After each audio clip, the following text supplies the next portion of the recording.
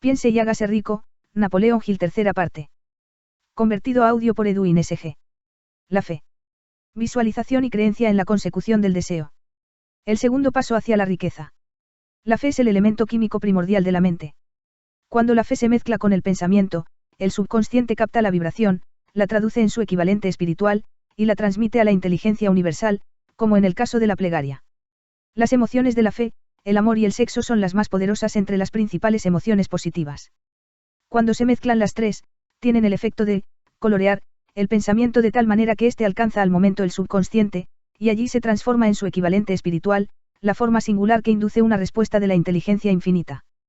¿Cómo acrecentar la fe? Tenemos un planteamiento que le ayudará a comprender mejor la importancia que el principio de autosugestión asume en la transmutación del deseo en su equivalente físico o monetario. La fe es un estado mental que se puede inducir, o crear, con la afirmación o con las repetidas instrucciones al subconsciente, a través del principio de autosugestión. Como ejemplo, considere el propósito por el que presumiblemente usted está leyendo este libro. El objetivo es, por supuesto, adquirir la capacidad de transmutar el pensamiento intangible del impulso del deseo en su contrapartida física, el dinero. Al llevar a cabo las instrucciones descritas en los capítulos sobre la autosugestión y el subconsciente, resumidas en el capítulo de la autosugestión, usted puede convencer al subconsciente de que cree que recibirá lo que está pidiendo, y ello actuará en esa creencia, que su subconsciente le devolverá en forma de fe, acompañada de planes precisos para procurar eso que usted desea. La fe es un estado mental que usted puede incrementar a voluntad, una vez que haya dominado los 13 principios, porque se trata de un estado mental que crece voluntariamente, a través de la aplicación de esos principios. La repetición de la afirmación de órdenes a su subconsciente es el único método conocido del crecimiento voluntario de la emoción de la fe. Quizás el concepto le quede más claro con la siguiente explicación de la forma en que los hombres, a veces, se convierten en criminales. Para decirlo con las palabras de un famoso criminólogo, cuando los hombres entran por primera vez en contacto con el crimen, este les repugna. Si siguen en contacto con él durante algún tiempo, se acostumbran, y lo toleran. Y si permanecen en contacto con el crimen durante el tiempo suficiente, acaban por aceptarlo y se dejan influir por él. Es el equivalente de decir que cualquier impulso de pensamiento que sea repetidamente encauzado hacia el subconsciente resulta aceptado e influye en el subconsciente, que procede a traducir ese impulso en su equivalente físico por el procedimiento más práctico que haya disponible. En relación con esto, vuelva a considerar la proposición de que todos los pensamientos que han sido emocionalizados, cargados emocionalmente, y mezclados con la fe empiezan inmediatamente a traducirse en su equivalente física o en su contrapartida. Las emociones, o la porción sentimental de los pensamientos, son los factores que dan vitalidad y acción a estos. Mezcladas con cualquier impulso de pensamiento, las emociones de la fe, el amor y el sexo le añaden más energía de la que tendría por sí sola. No solo los impulsos de pensamiento que se hayan mezclado con la fe, sino los que se mezclan con cualquiera de las emociones positivas, o de las negativas, pueden alcanzar el subconsciente, e influir en él. Nadie está condenado a la mala suerte. A partir de esta afirmación, usted comprenderá que el subconsciente traducirá, en su equivalente físico, un impulso de pensamiento de naturaleza negativa o destructiva con tanta facilidad como actuaría con pensamientos de naturaleza positiva o constructiva. Esto explica el extraño fenómeno que millones de personas experimentan, denominado infortunio o mala suerte. Hay millones de personas que se creen condenadas a la pobreza y al fracaso, por culpa de alguna fuerza extraña que creen no poder controlar. Ellos son los creadores de su propio infortunio, a causa de esta creencia negativa, que su subconsciente adopta y traduce en su equivalente físico. Este es un momento apropiado para sugerirle de nuevo que usted puede beneficiarse, transmitiendo a su subconsciente cualquier deseo que quiera traducir en su equivalente físico o monetario, en un estado de esperanza o convicción de que la transmutación tendrá lugar. Su convicción, o su fe, es el elemento que determina la acción de su subconsciente.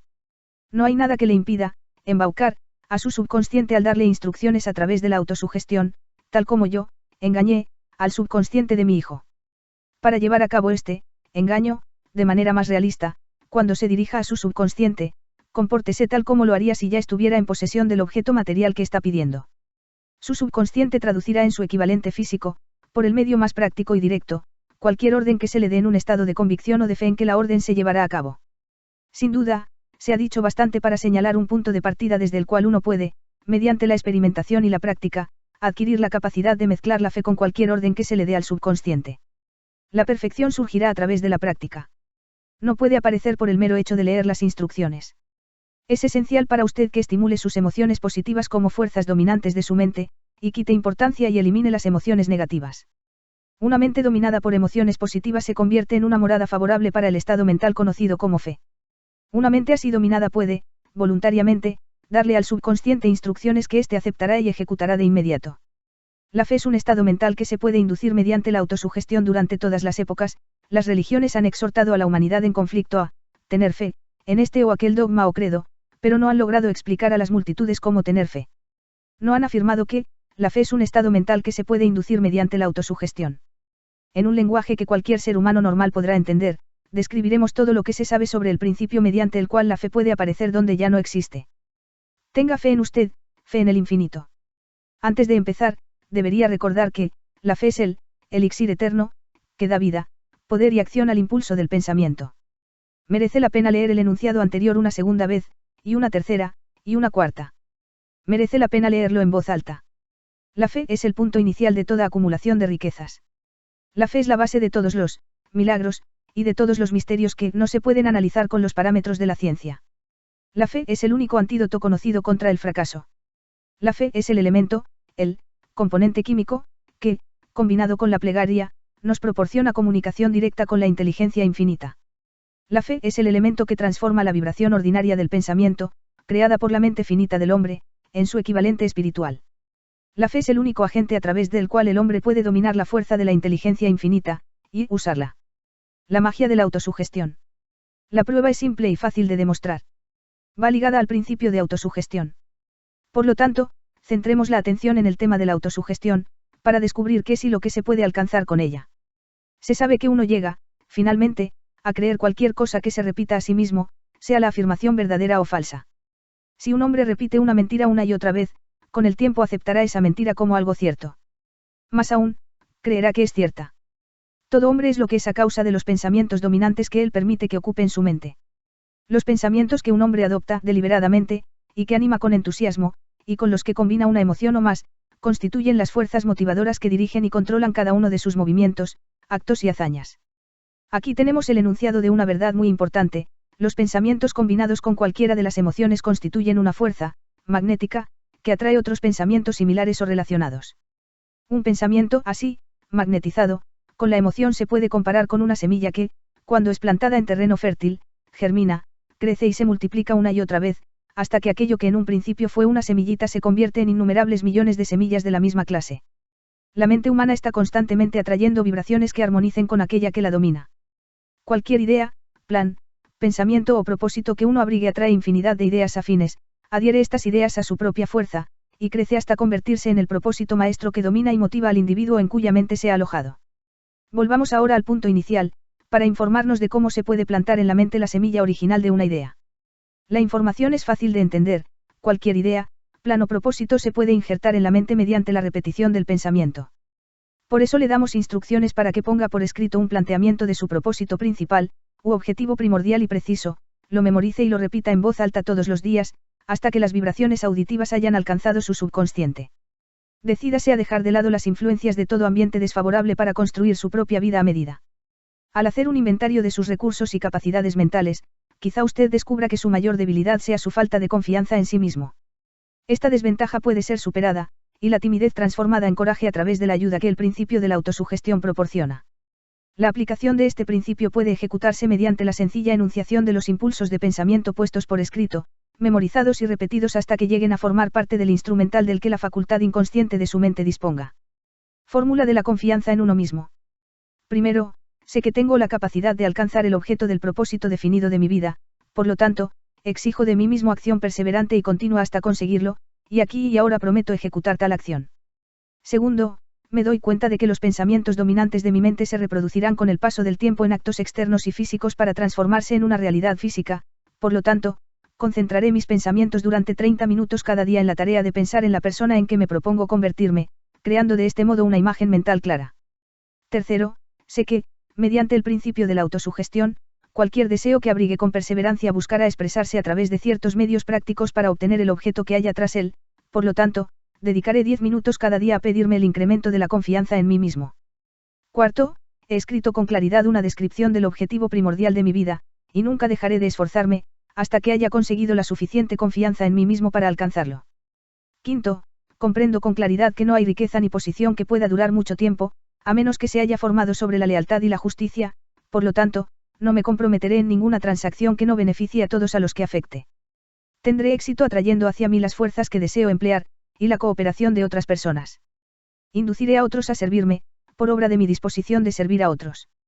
Eliminaré el desprecio, la envidia, los celos, el egoísmo y el cinismo y cultivaré el amor por toda la humanidad, porque sé que una actitud negativa hacia los demás nunca me dará el éxito.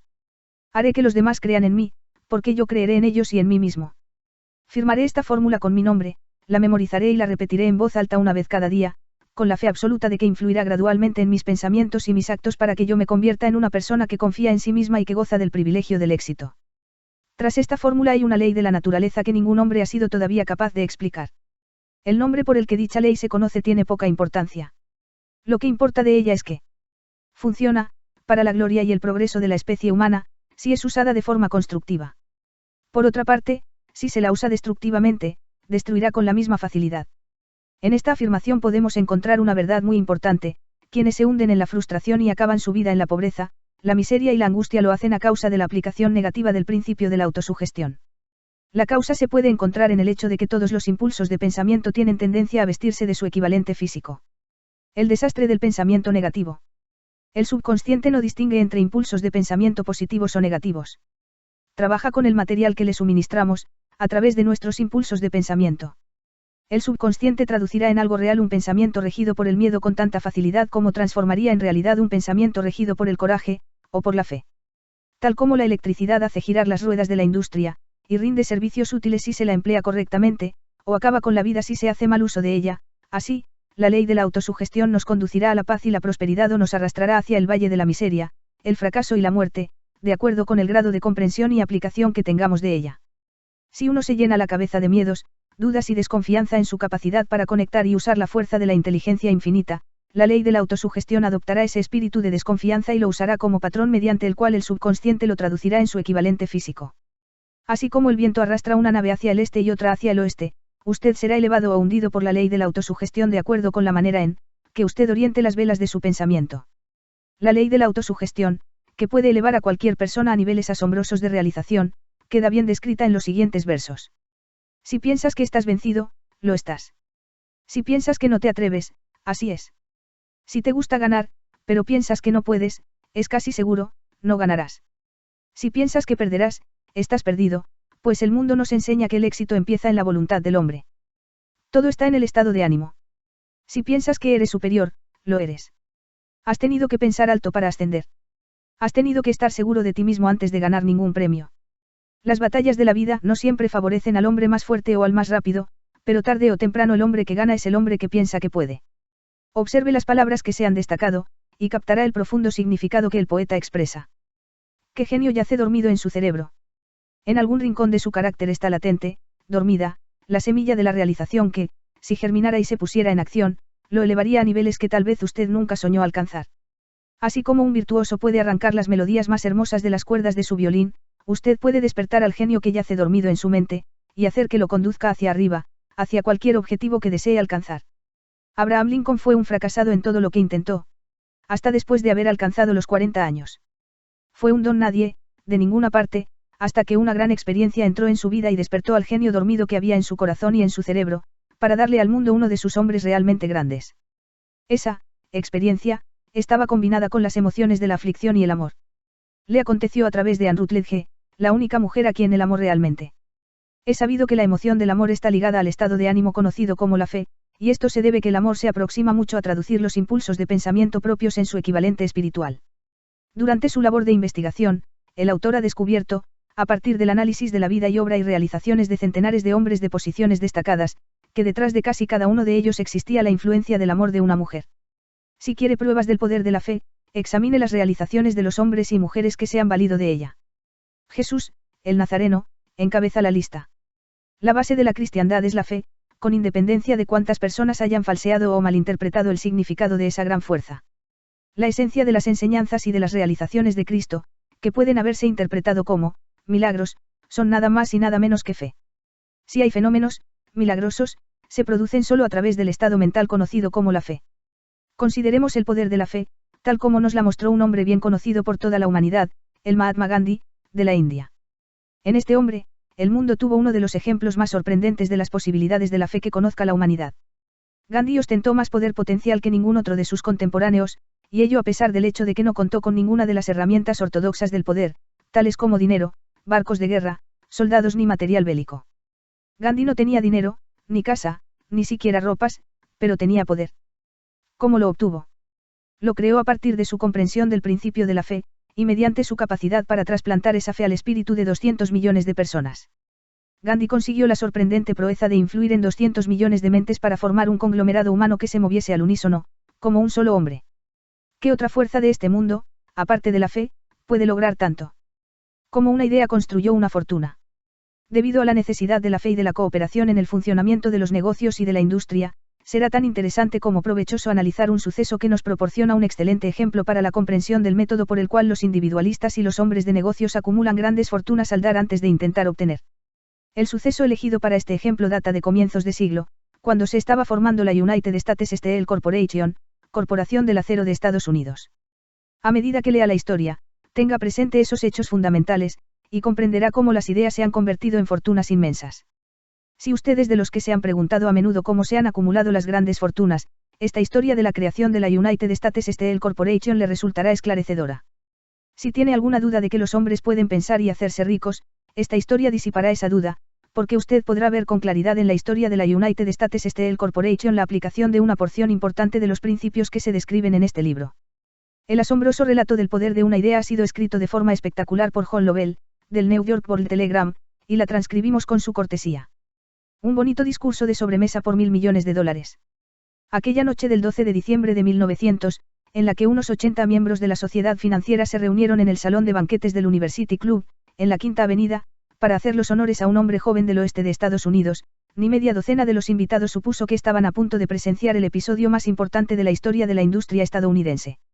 J. Edward Simmons y Charles Stewart Smith, llenos de gratitud por la pródiga hospitalidad con que Charles Majestad Schwab les había regalado durante una reciente visita a Pittsburgh, habían organizado la cena para presentar a aquel empresario del acero de 38 años a la Sociedad de Banqueros del Este de Estados Unidos. Pero no esperaban que magnetizara de tal modo la convención. De hecho, le advirtieron que los corazones que rellenaban las camisas de Nueva York no reaccionarían a la oratoria, y que si no quería aburrir a los Stillman y los Harriman y los Vanderbilt, sería mejor que se limitara a 15 o 20 minutos de intrascendencias amables, pero nada más. Incluso John Pierpont Morgan, sentado a la derecha de Schwab, como indicaba su dignidad imperial, se contentó con agradecer muy brevemente su presencia en la mesa del banquete. Y en lo que se refería a la prensa y al público, todo el asunto presentaba tan poco interés que los periódicos del día siguiente ni lo mencionaron. De manera que los dos anfitriones y sus distinguidos invitados probaron los habituales 7 u 8 platos. Hubo poca conversación y, versara sobre lo que versase, fue parca y discreta. Aunque algunos de los banqueros y agentes de bolsa habían visto antes a Schwab, cuya carrera había florecido en los bancos de Monongahela, ninguno lo conocía bien. Pero, antes de que la velada acabara, ellos y Money Master Morgan quedarían admirados, y un bebé de $1.000 millones, la United States Steel Corporation, nacería allí. Quizás sea una lástima para la historia que no se haya hecho ninguna grabación del discurso de Charlie Schwab en aquella cena. Sin embargo, tal vez se tratara de un discurso, casero, con incorrecciones gramaticales, pues los perfeccionismos del lenguaje nunca le interesaron a Schwab, lleno de refranes y compaginado con ingenio. Pero, aparte de eso, obtuvo una fuerza y un efecto impresionante sobre los $5.000 millones de capital estimado que los comensales representaban. Cuando terminó, y la reunión vibraba todavía con sus palabras, aunque Schwab había hablado durante 90 minutos, Morgan condujo al orador a una ventana apartada donde, balanceando las piernas en un alto e incómodo asiento, hablaron durante 1 hora más. La magia de la personalidad de Schwab se había puesto en acción con toda su potencia, pero lo más importante y perdurable fue el programa detallado y explícito que presentó para el engrandecimiento del acero. Muchos otros hombres habían tratado de interesar a Morgan en montar juntos un trust del acero a partir de combinaciones con empresas de pastelería, cables y flejes, azúcar, goma, whisky, aceite o goma de mascar. John W. Gates, el apostador, lo había urgido a hacerlo, pero Morgan no había confiado en él. Los hermanos Moore, Bill y Jim, mayoristas de Chicago que habían fusionado una fosforera y una corporación de galletitas, habían tratado de convencerlo, fracasando en su intento. Elberto Ragari, el sacrosanto abogado del Estado, quiso atraerlo a su terreno, mas no llegó a ser lo bastante grande como para impresionarlo. Hasta que la elocuencia de Schwab elevó a J. P. Morgan a las alturas desde donde pudo visualizar los sólidos resultados del proyecto financiero más atrevido que se hubiera concebido nunca, la idea era considerada un delirante sueño de especuladores ingenuos.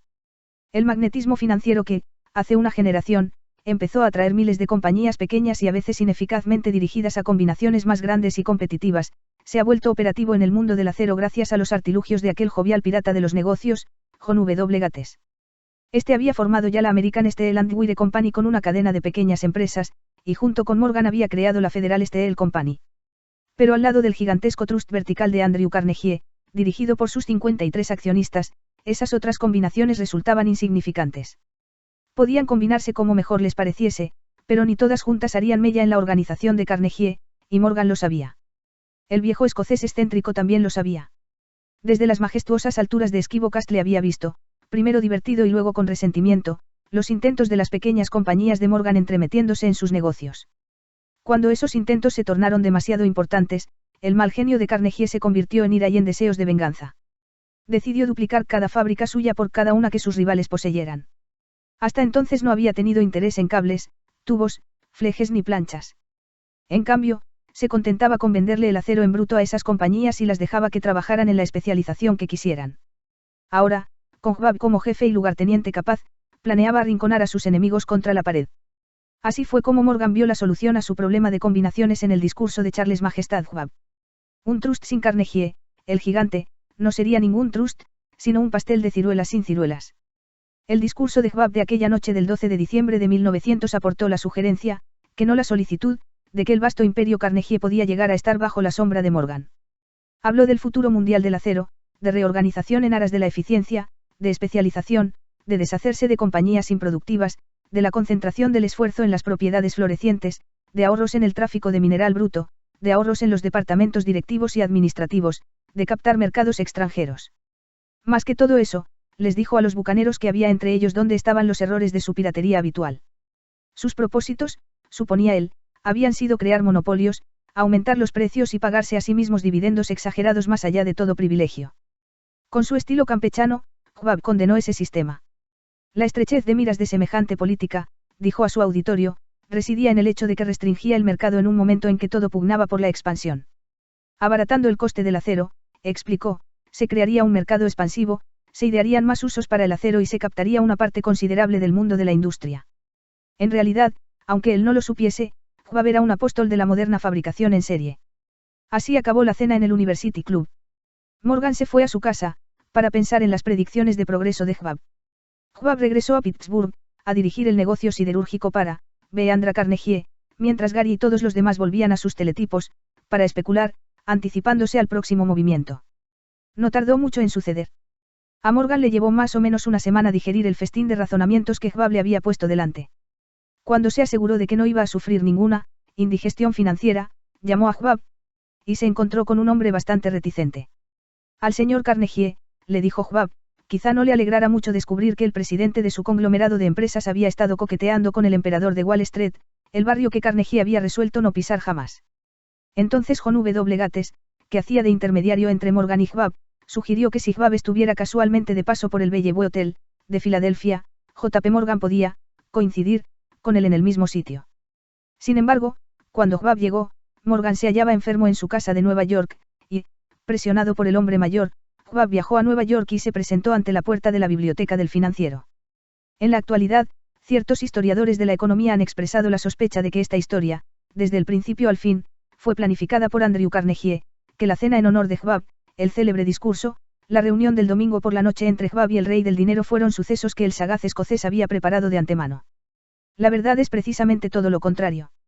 Cuando Schwab fue llamado a cerrar el trato, ni siquiera sabía si el jefecito, como llamaban a Andrew, prestaría atención a una oferta de vender, en particular a un grupo de hombres a quienes Andrew consideraba dotados de algo menos que la beatitud. Pero Schwab acudió a la reunión con 6 hojas escritas de su puño y letra, llenas de datos que, según él, representaban el valor físico y potencial de rendimiento de cada compañía metalúrgica que él consideraba una estrella esencial en el nuevo firmamento del metal. 4 hombres sopesaron esos esquemas durante toda la noche. El jefe, por supuesto, era Morgan, firme en su credo del derecho divino del dinero. Con él estaba su socio aristocrático, Robert Bacon, un erudito y un caballero. El tercero era John W. Gates, a quien Morgan tachaba de apostador y utilizaba como herramienta. El cuarto era Schwab, que sabía más sobre el proceso de elaborar y vender acero que cualquier grupo de hombres de su época. A lo largo de aquella conferencia, los esquemas del hombre de Pittsburgh no se cuestionaron nunca. Si él decía que una compañía valía tanto, así era, y punto. También insistió en incluir en la combinación solo las empresas que él tenía nominadas. Había concebido una corporación sin dobleces, donde ni siquiera quedaba lugar para satisfacer la codicia de amigos que deseaban descargar sus compañías sobre los anchos hombros de Morgan. Al amanecer, Morgan se puso de pie y se desperezó. Solo quedaba un asunto pendiente. ¿Cree que puede persuadir a Andrew Carnegie de vender?, preguntó. Puedo intentarlo, repuso Schwab. Si usted consigue que venda, me comprometeré en todo este asunto, aseguró Morgan. Hasta allí todo iba bien. Pero vendería Carnegie. ¿Cuánto pediría? Schwab pensaba en unos 320 millones de dólares. ¿Cómo se efectuaría el pago? ¿En acciones ordinarias o preferentes? ¿En bonos? En efectivo. Nadie podía reunir 320 millones de dólares en efectivo. En enero acudieron a un partido de golf en los helados prados de St. Andrews, en Westchester, Andrew envuelto en jerseys, bien abrigado, y Charlie conversando de trivialidades, para ejercitar el buen humor. Pero no se pronunció ni una palabra sobre negocios hasta que la pareja se sentó en la cálida sala de la cabaña que Carnegie poseía cerca de allí. Entonces, con el mismo poder de convicción con que había hipnotizado a 80 millonarios en el University Club, Schwab dejó caer rutilantes promesas de retiro y comodidad, de los innumerables millones que satisfarían los caprichos sociales del viejo escocés. Carnegie estuvo de acuerdo, escribió algo en un trozo de papel y dijo, muy bien, venderemos por este precio. La cifra era de unos 400 millones de dólares y surgió a partir de los 320 millones que Schwab había previsto como precio básico, añadiéndole 80 millones para recuperar el valor aumentado sobre el capital previsto durante los últimos 2 años. Más tarde, en la cubierta de un transatlántico, el escocés le decía arrepentido a Morgan, ojalá te hubiera pedido 100 millones más. Si me los hubieras pedido, te los hubiese dado, le respondió Morgan, amable. Hubo cierto alboroto, por supuesto. Un corresponsal británico envió un cable diciendo que el mundo del acero extranjero estaba, aterrado, ante la gigantesca corporación. El presidente Adlai, de Yale, declaró que a menos que se regulasen los trusts, el país tendría, un emperador en Washington durante los próximos 25 años. Pero ese hábil agente de bolsa que Kenny era se aplicó a su trabajo de impulsar tan vigorosamente las nuevas acciones hacia el público, que todo el exceso de liquidez, estimado por algunos en cerca de 600 millones de dólares, fue absorbido en un abrir y cerrar de ojos. De manera que Carnegie obtuvo sus millones, el sindicato de Morgan consiguió 62 millones por todos sus problemas, y todos los muchachos, desde Gates a Gary, también ganaron sus millones. Schwab, de 38 años, obtuvo su recompensa. Fue nombrado presidente de la nueva corporación, y ostentó el cargo hasta 1930. La riqueza empieza con una idea. La impresionante historia del gran negocio que usted acaba de leer es un ejemplo perfecto del método por el cual el deseo puede transmutarse en su equivalente físico. Esa gigantesca organización se creó en la imaginación de un hombre. El plan por el que le proporcionaban a la organización hornos de acero que aportaban su estabilidad financiera se creó en la mente de la misma persona. Su fe, su deseo, su imaginación, su perseverancia fueron los verdaderos ingredientes esenciales que conformaron la United States Steel Corporation. Los hornos y los equipos mecánicos adquiridos por la empresa, después de haber surgido a la existencia legal, fueron incidentales, pero un análisis cuidadoso revelará el hecho de que el valor aumentado de las propiedades adquiridas por la corporación se incrementó en unos 600 millones de dólares, por la mera transacción que los consolidaba bajo una misma gerencia. En otras palabras, la idea de Charles Majestad Schwab, sumada a la fe con la que contagió a J. P. Morgan y a los demás, había dado unos beneficios de unos 600 millones de dólares. No es una suma insignificante por una sola idea.